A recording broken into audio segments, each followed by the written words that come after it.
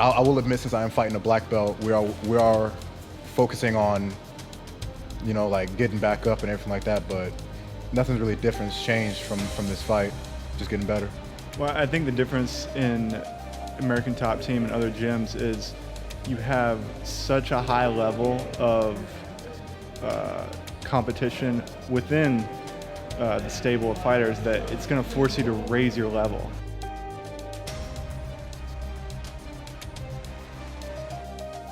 You know, obviously we want to win, but our primary focus is always getting better, right? We're looking for improvement from each fight, one fight to the next.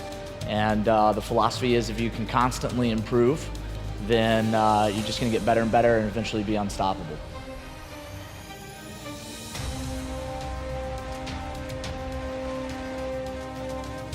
I think coming back to Atlanta and fighting after being away for so long it's very important to me.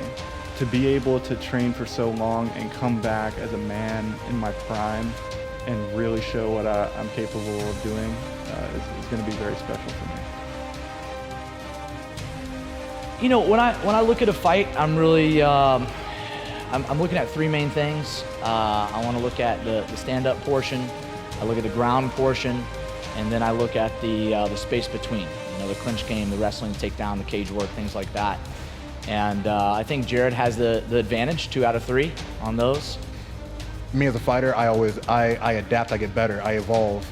If somebody watched my last fight or the fight before that and think I'm doing the same thing this fight, sadly mistaken.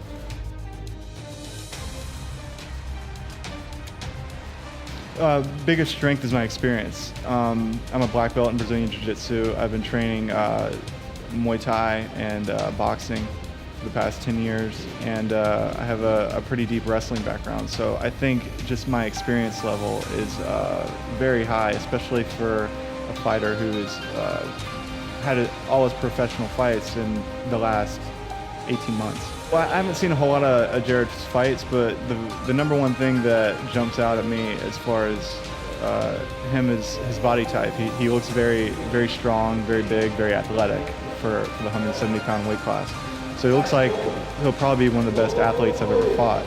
But on the flip side, he severely lacks the experience that I bring to the table as far as my grappling, striking, and just overall MMA background.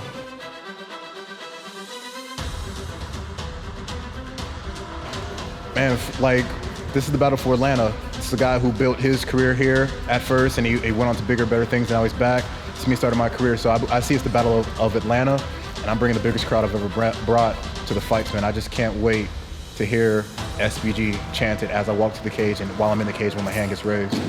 I mean, this is an exciting fight. Not only do we have Jared versus Micah, but we also have another fighter, amateur, going against an ATT guy. So it's SBG versus ATT at this show. And, you know, it's a fun rivalry.